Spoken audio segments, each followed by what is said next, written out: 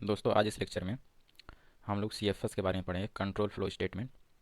जैसे कि आप अपनी स्क्रीन पे देख सकते हैं, यहाँ पे CFS की डिफिनीशन है। CFS allow the control flow of execution of program according to given condition. CFS can be divide into 3 part. देखिए, CFS का सीधा सा मतलब ये है कि अभी तक हम लोग क्या करते थे कि हमारे प्रोग्राम में मान लेते हैं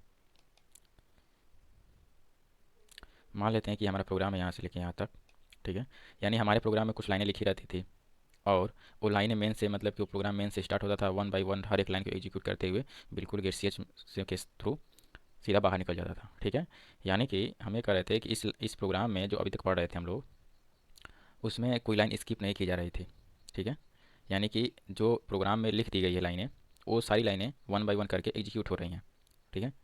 लेकिन CFS क्या करता है कि हमारे प्रोग्राम में मान लीजिए कि 10 लाइनें हैं, तो हमें ये सुविधा प्रोवाइड करता है CFS कि हम चाहेंगे कि उनमें से कुछ लाइनें एग्जीक्यूट हो, कुछ लाइनें एग्जीक्यूट ना हो। तो CFS हमें यही सुविधा प्रोवाइड करता है कि हम अपने प्रोग्राम की कुछ लाइनों को स्किप कर सकते हैं, ठीक है। यानी कंडीशन के अकॉर्डिंग कोई लाइनें मतलब कि कभी कब एग्जीक्यूट होंगी, कब नहीं होंगी, ये सब हम लोग तय कर सकते हैं CFS के अकॉर्डिंग, ठीक है, CFS के थ्रू, ठीक है। तो यहाँ पे CFS को मुख्यतः 3 पार्ट में हम डिवाइड करके पढ़ेंगे। पहले ब्रांचिंग स्टेटमेंट, लूपिंग और जंपिंग। और इसमें जो कीवर्ड यूज हो रहे हैं या जो हम पढ़ेंगे या CFS में जो चीज़ें यूज होती हैं, ठीक है, हमारे प्रोग्राम के फ़्लो को यानी एग्जीक्यूशन के फ़्लो को कंट्रोल करने के लिए जो चीज़ें होती हैं, वो मुख्य तौर पे ये हैं। 9 चीज़ें हैं, देखिए। Simple if, else if, nested if, और लूपिंग स्टेटमेंट है वाइल लूप, फार और डू वाइल। फिर जंपिंग में ब्रेक, कंटिन्यू और गो टू, ठीक है। इन इन सभी को हम लोग मिलाकर CFS के अंतर्गत रखते हैं, ठीक है। और इन्हीं इन्हीं के अनुसार हम लोग क्या करेंगे, अपने प्रोग्राम के एग्जीक्यूशन को कंट्रोल करेंगे, ठीक है। कि किस समय कौन सी लाइन एग्जीक्यूट होनी चाहिए और कौन सी लाइन एग्जीक्यूट नहीं होनी चाहिए, ठीक है। तो हम ये सब चीज़ें CFS के अकॉर्डिंग, CFS के सहायता से करेंगे, ठीक है। तो CFS में जो ब्रांचिंग स्टेटमेंट, सबसे पहले हम लोग सिंपल इफ़, एल्स इफ और नेस्टेड पढ़ेंगे, ठीक है। तो आइए चलते हैं नेक्स्ट स्लाइड पे, इसके बारे में पढ़ते हैं। यहाँ पे देखिए दोस्तों, ब्रांचिंग स्टेटमेंट का पहला है ये सिंपल इफ़, ठीक है। तो इसका क्या कर रहा है, simple if use for testing the condition and execute the statement according to condition, ठीक है। यानी कि इफ़ में हम कुछ कंडीशन देंगे, जैसे कि हम लोग इसके पहले कंडीशनल ऑपरेटर में क्या देते थे, कंडीशन देते थे। और कंडीशन हमें, देखिए, कंडीशन सिर्फ 2 ही रिजल्ट देता है, या तो ट्रू या फॉल्स, ठीक है। तो उसी कंडीशन के अकॉर्डिंग हम कोई स्पेशल लाइन को एग्जीक्यूट कराते थे। तो इसके पहले हम लोग जो कंडीशनल ऑपरेटर पढ़ रहे थे हम लोग, उसमें क्या था कि एक कंडीशन दी जाती थी, कंडीशन ट्रू होने पे पहला स्टेटमेंट एग्जीक्यूट होता था और फॉल्स होने पर सेकेंड वाला स्टेटमेंट एग्जीक्यूट होता था, यानी कि दोनों एक साथ एग्जीक्यूट नहीं होते थे, ठीक है। तो इसी तरह से, मतलब इसी तरह का बिल्कुल कंडीशनल ऑपरेटर का दूसरा रूप सिंपल इफ़ है, ठीक है। यानी जो चीज़ें हम कंडीशनल ऑपरेटर से कर सकते हैं, वो चीज़ें इफ़ से भी कर सकते हैं, ठीक। तो आइए देखते हैं, यहाँ पे देखिए सिंपल इफ़ का जो सिंटेक्स है ये इस प्रकार का है, देखिए ये रहा। पहले हम लोग इफ़ लिखेंगे, यहाँ पे स्मॉल आई होना चाहिए, हाँ ये इफ़ है, ठीक है। इसके ब्रैकेट के अंदर हम लोग कोई कंडीशन देंगे और क्या देंगे यहाँ पे, स्टेटमेंट। यानी कि इस कंडीशन के ट्रू होने पे ये स्टेटमेंट चलेगा, ठीक है। यानी मतलब कि हमारा जो लूप है, सॉरी, हमारा जो कंपाइलर है, इसके अंदर इस ब्रैकेट के जो इसको ब्रैकेट है, ये वाला करली ब्रैकेट, इसके अंदर आएगा और इस स्टेटमेंट को एग्जीक्यूट करेगा यानी रन करेगा। अगर ये कंडीशन फॉल्स हो जाती है तो इन सारे स्टेटमेंट को छोड़ दिया जाएगा, यानी इसको एग्जीक्यूट नहीं किया जाएगा, इसको स्किप कर दिया जाएगा, ठीक है। यानी कि अब क्या है कि ये जो स्टेटमेंट इसके अंदर जो लिखा गया स्टेटमेंट है, इस करली ब्रैकेट के अंदर, ये चलेगा या नहीं चलेगा, ये इस कंडीशन पे निर्भर करेगा, यानी यहाँ जो लिखा गया होगा, ठीक है। तो यहाँ पे आपको ये ध्यान देना है कि यहाँ की कंडीशन अगर ट्रू होगी तभी ये स्टेटमेंट चलेगा, ठीक है। इसके अंदर का स्टेटमेंट मतलब एग्जीक्यूट होगा। अगर ये कंडीशन फॉल्स हो जाती है तो ये स्टेटमेंट एग्जीक्यूट नहीं होगा, इसको स्किप कर दिया जाएगा, यानी कि ये सीधा यहाँ से जंप करके यहाँ आगे की लाइन पे चला जाएगा, ठीक है। तो आइए हम लोग क्या करते हैं, एक प्रोग्राम है इवन आर्ट का, इसको हम लोग सिंपल इफ से बनाकर देखते हैं, ठीक है।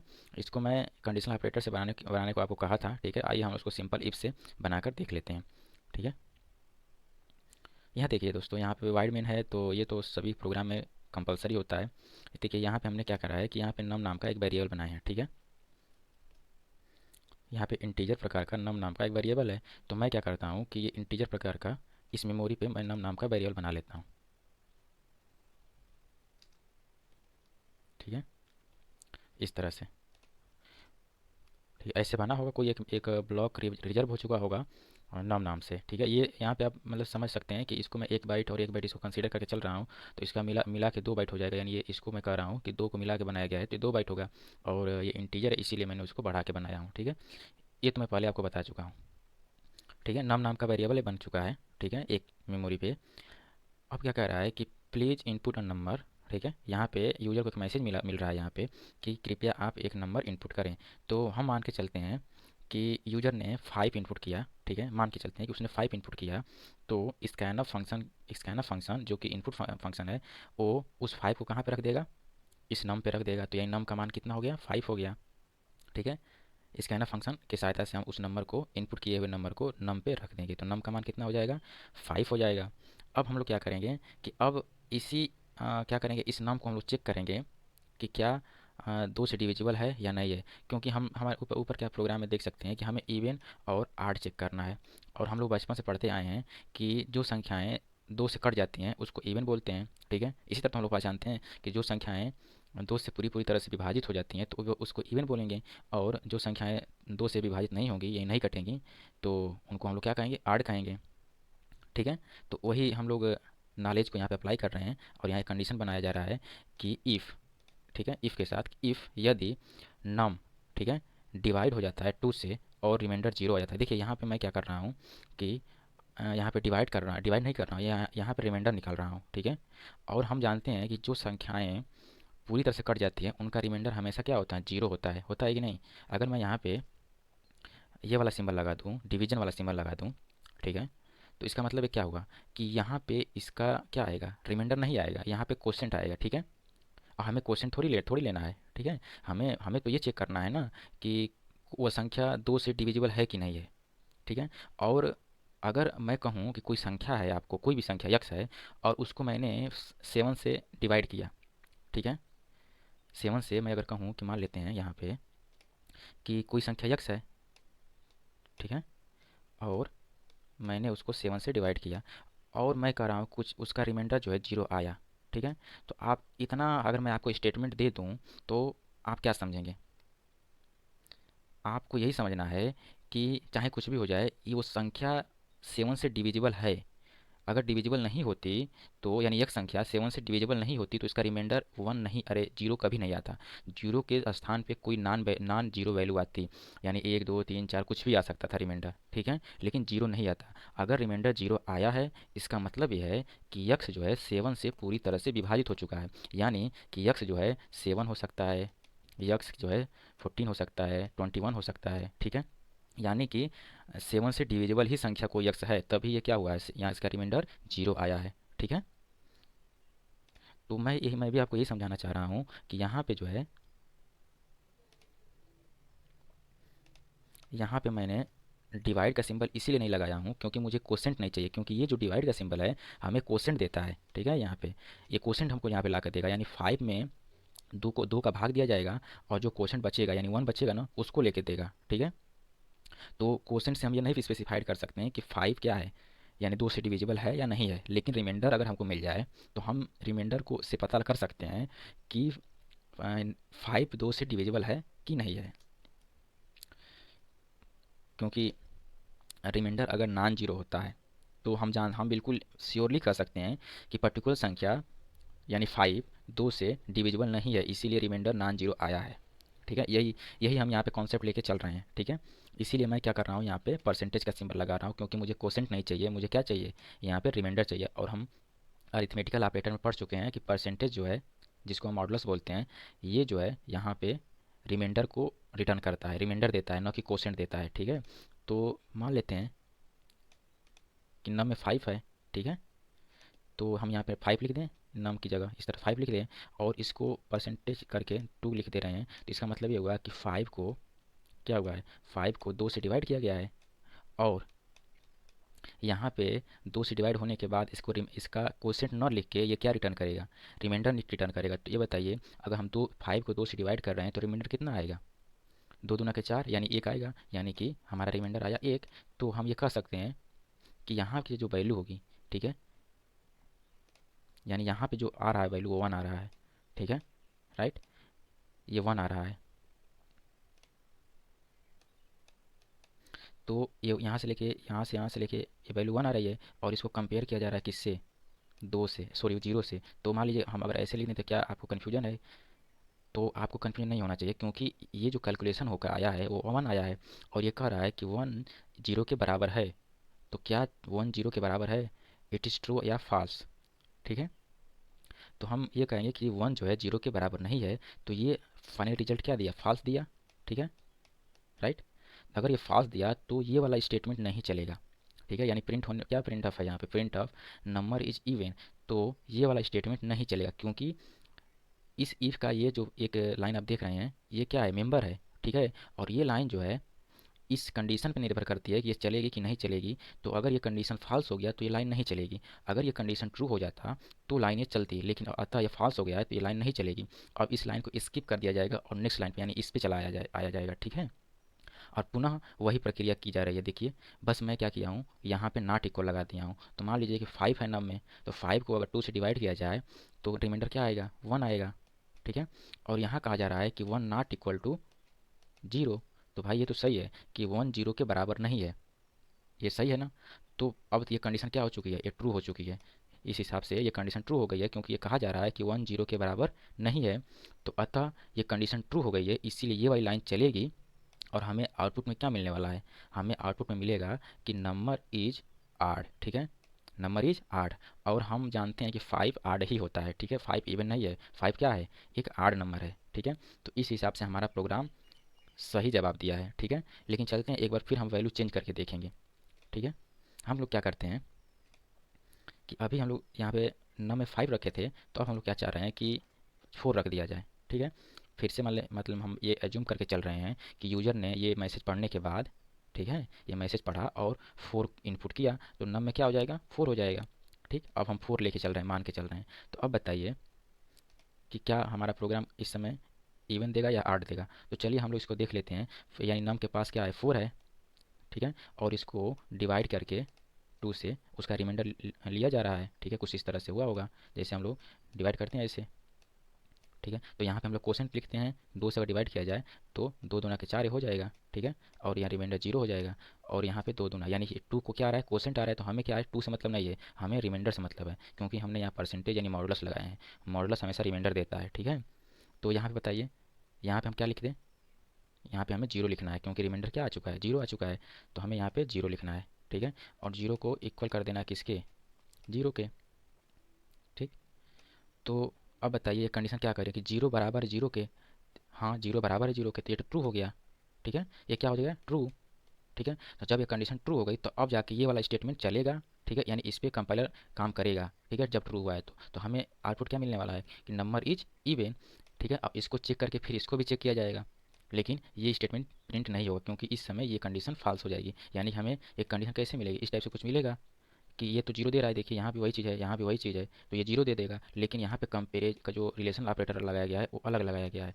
यहाँ पे देखिए, यहाँ पे इक्वल टू लिख लगाया गया है और यहाँ पे नॉट इक्वल टू लगाया गया है। तो हमें इस तरह से कुछ हो जाएगा कि 0 नॉट इक्वल टू 0। तो ये तो गलत है भाई कि 0 0 के बराबर कैसे नहीं हो सकता, ये तो फॉल्स है, 0 0 के बराबर होता है। ठीक है, लेकिन कंडीशन ये कह रही है कि 0 0 के बराबर नहीं होता है। तो भाई ये तो गलत है ना, ये तो गलत कहा जा रहा है। तो इसलिए कंडीशन को कहा जाएगा कि ये कंडीशन जो है फॉल्स है। और जब ये कंडीशन फॉल्स हो गई तो ये वाला स्टेटमेंट नहीं चलेगा। ठीक है, ये वाला स्टेटमेंट नहीं चलेगा और हमें क्या मिलेगा, रिजल्ट। यानी हमें सिर्फ एक रिजल्ट मिलेगा, नंबर इज इवन। और ये बात सही है कि नंबर क्या है, इवन ही है, यानी 4 रखा गया है। ठीक है, तो दोस्तों हम आशा करते हैं कि आपको ये प्रोग्राम समझ में आया होगा। दोस्तों इसको आप अपने घर ज़रूर करिएगा। ठीक है, और एडिटर पे इसको यूज करने से पहले इसे अपने कॉपी में जरूर लिख के इसको एग्जीक्यूट कराइए, अपने मैनुअली जैसे मैं एग्जीक्यूट करा रहा हूँ इस तरह से अगर आप एग्जीक्यूट कराते हैं तो आपका कॉन्सेप्ट क्लियर होगा। ठीक है, आप ज़्यादा सीख पाएंगे। मैं एडिटर का यूज़ इसीलिए नहीं करता हूँ क्योंकि एडिटर में क्या है कि हमें सिर्फ आउटपुट मिल जाता है, इंटरनली क्या हो रहा है या कंपाइलर कहाँ से कहाँ जंप कर रहा है ये चीज़ें हमें नहीं दिखती हैं। ठीक है, तो हमें उतना ज़्यादा समझ में नहीं आता है। लेकिन अगर हम ये समझ लें कि कंपाइलर कैसे कार्य कर रहा है और कहाँ जंप कर रहा है, किस लाइन को स्किप कर रहा है, ये सारी चीज़ें अगर हम लोग देख पाएँ तो समझ जाइए कि हम लोग एक अच्छा प्रोग्रामर आप बन सकते हैं। ठीक है, तो हम बिल्कुल यही चाह रहे हैं कि आप लोग इंटरनली क्या होता है ये समझें। ठीक है, आउटपुट आउटपुट तो आप इसको, अगर मैं इस प्रोग्राम को अगर आपको दे दूं तो आप इसको रन कराएंगे किसी एडिटर पे तो बिल्कुल सेम आउटपुट आएगा, सही तरह से चलेगा, लेकिन उतनी अच्छी तरह से आप इसको समझ नहीं पाएंगे। ठीक है, तो अगर आपको इस प्रोग्राम में कोई कन्फ्यूजन है तो आप कमेंट करिएगा, मैं इसको दोबारा से इस पर वीडियो बना दूंगा अगर कुछ डाउट होगा तो। ठीक है, लेकिन चलते हैं नेक्स्ट स्लाइड पे, एक और प्रोग्राम है, इसको हम लोग देख लेते हैं।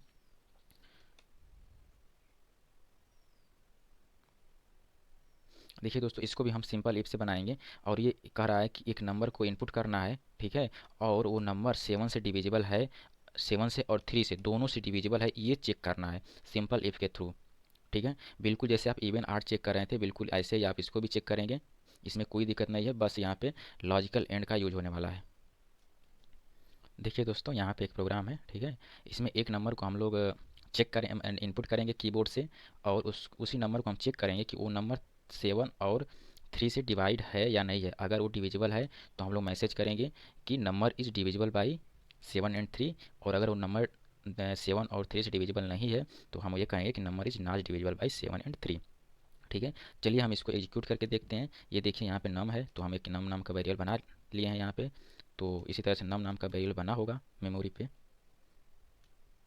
ठीक है, अब हम क्या करते हैं कि एक ऐसा नंबर ले रहे हैं कि जो कि 3 और 7 से डिविजिबल हो, तो ऐसा नंबर 21 है, तो 21 ले रहे हैं। ठीक है, यानी कि ये देखिए, ये प्रोग्राम, ये जब लाइन एग्जीक्यूट हुई होगी तो कहा गया होगा कि please input a number, user को ऐसा मैसेज मिला होगा कंसोल पे, तो मान लेते हैं कि यूजर ने 21 इनपुट किया था। ठीक है, तो 21 स्कैनफ फंक्शन के थ्रू, स्कैनफ फंक्शन की सहायता से नम पे चला गया होगा, यानी नम का मान क्या हो गया होगा, 21 हो गया होगा, यानी इस वेरिएबल पे हमें 21 मिल गया। ठीक है, यूजर द्वारा दिया गया था। ठीक है, अब क्या करेंगे, ये देखिए यहाँ पे कंडीशन है, तो हम क्या करेंगे कि अब देखिए यहाँ पे एंड कहा गया है। ठीक है, कि यानी ये कह रहा है कि जो भी नंबर होगा दोनों से डिविजिबल होगा तभी हम लोग उसको डिविजिबल बोलेंगे, यानी 7 और 3 दोनों से होना चाहिए। ऐसा नहीं कि या तो 7 से हो जाए या तो 3 से हो जाए, ऐसा नहीं है। ठीक है, यहाँ पे कहा गया है कि दोनों से डिविजिबल होना चाहिए। ठीक है, इसीलिए यहाँ पे एंड ऑपरेटर लगेगा। ठीक है, अगर या कहता 7 और 3 ऐसे बोलता तो हमें यहाँ पे आर ऑपरेटर लगाना होता, यानी किसी एक से डिविजिबल हो जाए तो हम लोग कहेंगे कि 7 वो नंबर डिविजिबल है, लेकिन ऐसा यहाँ पे नहीं कहा जा रहा है। यहाँ पे कहा जा रहा है कि 7 और 3 दोनों से डिविजिबल हो तभी आप मैसेज देंगे कि वो नंबर डिविजिबल है 7 और 3 से। ठीक है, तो यहाँ पे हमें एंड ऑपरेटर लगाना है। ठीक है, क्योंकि वहाँ एंड ऑपरेटर तभी ट्रू देता है जब दोनों इनपुट ट्रू होती है। तो चलिए हम लोग स्टार्ट करते हैं इसको। देखिए ये हमारा इफ़ है। ठीक है, तो ये बताइए नम में क्या है, 21 है, तो हम यहाँ पे 21 लिख लेते हैं। ठीक है, और 21 को डिवाइड करेंगे 7 से।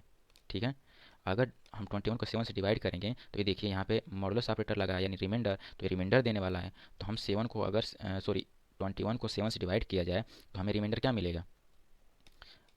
ठीक है, हमें रिमाइंडर मिलेगा 0। ठीक है, यानी ये 0 यहाँ पे मिल गया हमें। ठीक है, और इसको कंपेयर किया जाएगा 0 से। ठीक, तो ये बताइए, ये कह रहा है कि 0 इक्वल है 0 के। ठीक है, ये इक्वल ऑपरेटर है, इसको हम लोग पढ़ चुके हैं। 0 इक्वल है 0 के, तो क्या ये कंडीशन ट्रू हुई। हाँ, ये ट्रू हुई, तो हमें यहाँ पे अगर ये ट्रू हुई तो यहाँ पे हम क्या लिख देंगे, इसको 1 लिख देंगे। ठीक है, यहाँ पे 1 लिख दिया जाए, क्योंकि हम जानते हैं कि 1 का मतलब क्या होता है, ट्रू होता है। ठीक है, अब इसको हम यहीं पे ऐसे छोड़ दें कि हम क्या करते हैं, इसको यहाँ पे भी इसको ऐसे लिख लेते हैं, एंड ऑपरेटर को मान लेते हैं एंड है। अब क्या करते हैं, इसको चेक करते हैं कि 21 जो है क्या 3 से डिविजिबल है, यानी हम 21 को यहाँ पे 3 से डिवाइड किया जा रहा है और इसका रिमाइंडर यहाँ लिखा जाएगा। तो हम जानते हैं कि 21 जो है 7 बार में 3 से डिवाइड हो जाता है, और तो रिमाइंडर हमें क्या मिलेगा, 0 मिलेगा। तो जब 0 मिलेगा तो हम यहाँ पे 0 लिख दे रहे हैं ऐसे, और इसको कंपेयर कर दे रहे हैं 0 से। तो ये बताइए, ये रिलेशनल एक्सप्रेशन है, तो कहा जा रहा है कि 0 क्या है, 0 0 के बराबर है, तो ये क्या हो जाएगा, ट्रू हो जाएगा। अतः ये ट्रू होगा, तो यहाँ पे हम लोग क्या लिखेंगे, 1 लिखेंगे। ठीक, अब बताइए कि यहाँ भी 1 है, पहला इनपुट भी 1 है और दूसरा इनपुट भी 1 है, और बीच में एंड ऑपरेटर लगा हुआ है, लॉजिकल एंड। तो ये बताइए, ये ओवरऑल क्या रिजल्ट देने वाला है, यहाँ पे ये पूरा कंडीशन जो है ओवरऑल रिजल्ट क्या देने वाली है, ये 1 देगा, यानी ट्रू देगा, क्योंकि जब पहली इनपुट दूसरी इनपुट दोनों इनपुट ट्रू होती है तो एंड ऑपरेटर हमेशा ट्रू देता है। तो जब दोनों इनपुट ट्रू है तो यहाँ ओवरऑल कंडीशन क्या मानी जाएगी, ट्रू मानी जाएगी। ठीक है, तो यानी कि हम ये कह सकते हैं कि ये कंडीशन क्या है, ट्रू हो गई है। और जब ये कंडीशन ट्रू हो गई है तो इसका मतलब ये हुआ कि ये वाला स्टेटमेंट चलेगा, ठीक है, यानी ये वाला स्टेटमेंट एग्जीक्यूट होगा, ठीक है। तो हमें रिजल्ट क्या मिलेगा, नंबर इज डिविजिबल बाई 7 और 3। और ये सही है कि 21 जो है 7 से और 3 दोनों से डिविजिबल है, ठीक है। तो यानी कि हमारा प्रोग्राम अब तक बिल्कुल सही रिजल्ट दे रहा है, ठीक है। और इसी तरह से ये क्या हो जाएगा, ये देखिए यहाँ नम है, ठीक है। तो ये बताइए, ये और ये बिल्कुल यहाँ से यहाँ तक लेकर तो सेम है, लेकिन बस इसमें जो रिलेशन ऑपरेटर इक्वल का ऑपरेटर लगा हुआ है, यहाँ पे नॉट इक्वल लगा हुआ है। तो क्या हो जाएगा, यहाँ पे जैसे जीरो जीरो को कंपेयर किया जा रहा था कि जीरो जीरो के बराबर है, तो यहाँ पे कंपेयर किया जाएगा जीरो जीरो के बराबर नहीं है, तो ये क्या दे देगा, रिजल्ट जीरो दे देगा। इसी तरह से भी यहाँ भी जीरो आ जाएगा, और यहाँ पे एंड ऑपरेटर है ही है, ठीक है। तो इस हिसाब से यानी पहले इनपुट जीरो, दूसरे इनपुट जीरो, ओवरऑल कंडीशन क्या हो जाएगी, फॉल्स हो जाएगी, यानी जीरो हो जाएगी, ठीक है। तो जब ये कंडीशन फॉल्स हो गई तो ये वाला स्टेटमेंट नहीं चलेगा, ठीक है। ये वाला स्टेटमेंट नहीं चलेगा, इसको स्किप कर दिया जाएगा और ये बाहर हो जाएगा, प्रोग्राम बिल्कुल एग्जीक्यूट होकर बाहर हो जाएगा। तो तब तक हम लोगों को एक रिजल्ट मिल चुका होगा ये वाला कि नंबर इज डिविजिबल बाई 7 और 3, ठीक है। तो दोस्तों ये समझ में आया आपको कैसे सिंपल इफ कार्य कर रहा है। इसको बिल्कुल आप जब प्रैक्टिकल करेंगे तो अपने आप और ज़्यादा ये समझ में आएगा, ठीक है। चलिए दोस्तों हम क्या करते हैं कि यहाँ पे जो है 21 की जगह हम 20 ले लेते हैं, ठीक है। 21 की जगह 20 ले लेंगे। तो बताइए अब कौन सा हमें रिजल्ट मिलेगा, ठीक है। 20 अगर ले रहे हैं तो आप इसको कमेंट में बताएंगे कि हमें कौन सा रिजल्ट मिलेगा, ये वाला चलेगा कि ये वाला चलेगा, ठीक है। और हो सके तो एक्सप्लेन भी कर दीजिएगा, ठीक है। ये बहुत ही सिंपल है और बिल्कुल मैं आपको बिल्कुल ईजी भाषा में समझाने की कोशिश कर रहा हूँ, ठीक है। थोड़ा सा यहाँ पे आपको कन्फ्यूजन होगा, लेकिन ये देखिए मैं बहुत ही सिंपल तरीके से समझाने की कोशिश कर रहा हूँ। अगर आप ध्यान से देखेंगे तो इसमें बिल्कुल भी बहुत कॉम्प्लिकेटेड नहीं है, बिल्कुल आसान है, ठीक है। बस आपको इसको अपने कापी और पेन पे पेन के थ्रू लिखना है और इसको मैनुअली एग्जीक्यूट कराना है, ठीक है। हमारा वीडियो देखते रहिए, फिर अपने ही एग्जीक्यूट कराइए। अगर ऐसा आप करते हैं तो डेफिनेटली आप एक अच्छे प्रोग्रामर बनेंगे, ठीक है। तो दोस्तों अगर आपको ये वीडियो पसंद आ रही है तो इसे लाइक करिए, अपने दोस्तों को शेयर करिए और हमारे चैनल को सब्सक्राइब भी करिए, ठीक है। तो दोस्तों मिलते हैं नेक्स्ट वीडियो में, तब तक के लिए धन्यवाद।